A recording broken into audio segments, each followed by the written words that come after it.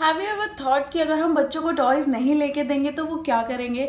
Well I guess वो हम जो चीज़ें डेली बेसिस पे यूज़ करते हैं शायद वो यूज़ करनी स्टार्ट कर देंगे, but that is very harmful for them. तो टॉयज़ का बेसिक पर्पस, जो बेसिक यूज़ है बच्चों के लिए, वो एक्सप्लोर करना है, क्योंकि बच्चे छोटे बहुत they are like hungry minds, तो उनको हर चीज़ एक्सप्लोर करनी होती है। वो हम लोग जो डेली बेसिस पे करते हैं उनसे काफ़ी कुछ चीज़ें सीखते हैं। तो वी एज अ पेरेंट हमारी रिस्पॉन्सिबिलिटी ये है कि हम उनको ऐसी हार्मफुल चीज़ें ना दें। इनफैक्ट उनका रेप्लिका जो टॉयज़ होते हैं वो दें। टॉयज़ से बच्चा काफ़ी कुछ चीज़ें सीखता है, एक्सप्लोर करता है, अपने आसपास की दुनिया को देखता है।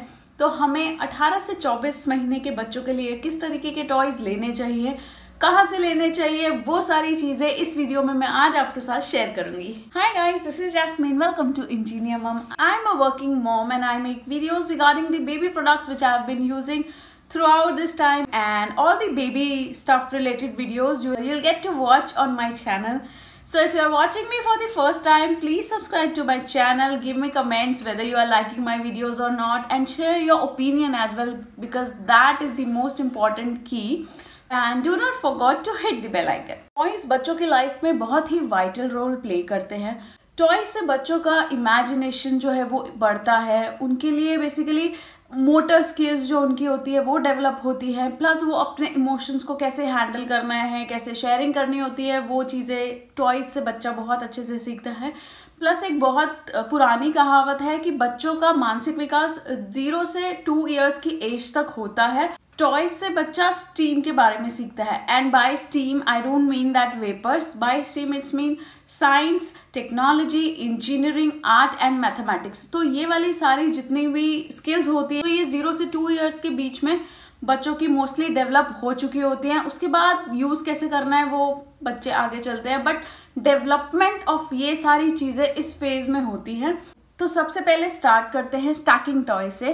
स्टैकिंग टॉयज कुछ इस तरीके के होते हैं, ये अलग अलग कलर्स में होते हैं और इसको बच्चा स्टैक करना सीखता है। इससे हैंड आई कोऑर्डिनेशन बहुत अच्छे से होता है, बैलेंसिंग कैसे होती है, कलर्स डेफिनेशन, कलर्स को डिस्टिंग्विश करना, वो इन तरीके के टॉय से बच्चा सीखता है।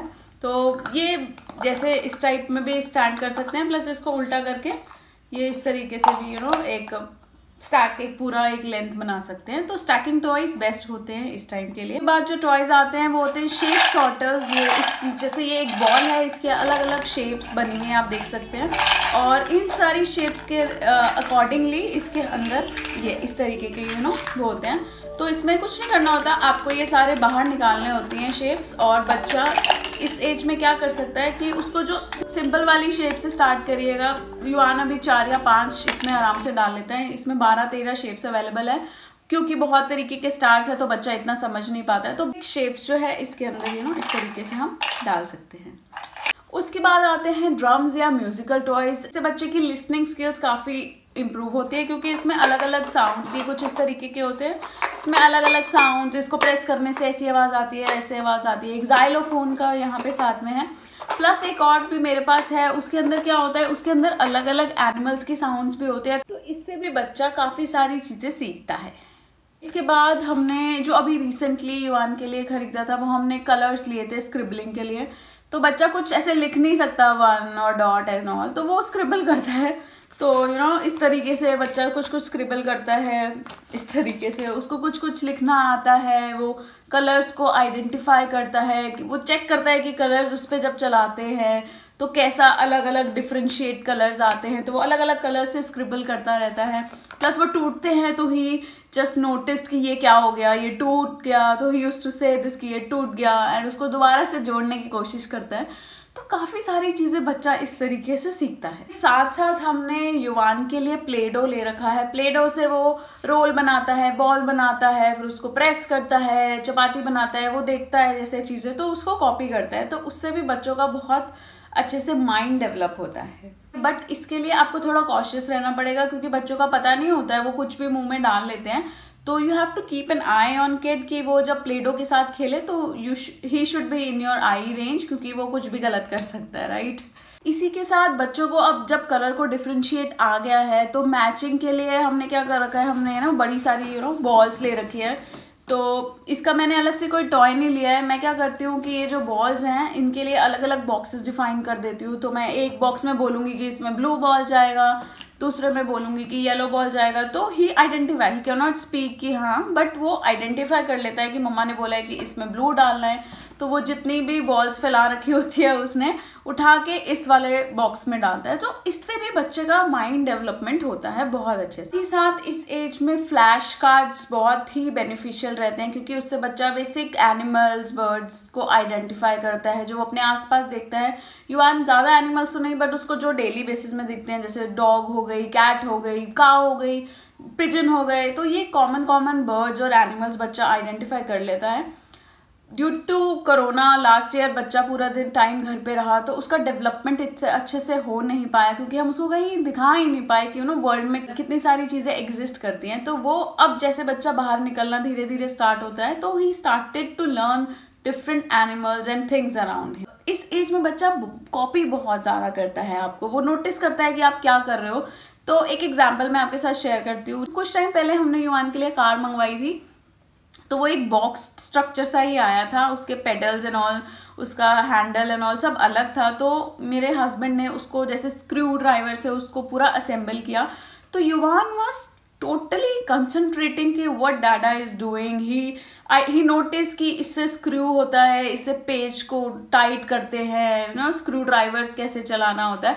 दो हमने उसको कोई स्क्रू ड्राइवर एंड ऑल नहीं दे रखा, बट उसको समझ आता है। तो कभी कभी क्या करता है, अब वो कार को अपना लेटा के उसके हैंडल्स को नोटिस करता है, उसको व्हील्स को टर्न करता है, हिलाता है, देखता है नीचे क्या क्या चीज़ें हो रही हैं, इंटरनल मैकेनिज्म उसका आइडेंटिफाई करता है। आई एम नॉट श्योर कि बॉयज़ ही सिर्फ ऐसा करते हैं या गर्ल्स भी ऐसे करती हैं।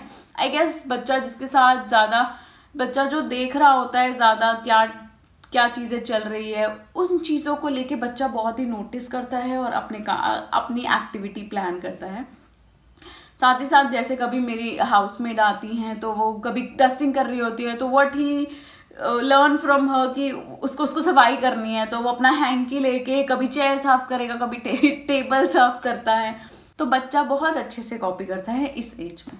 अब बात करते हैं कि कौन कौन से टॉयज़ की यूटिलिटी नहीं है।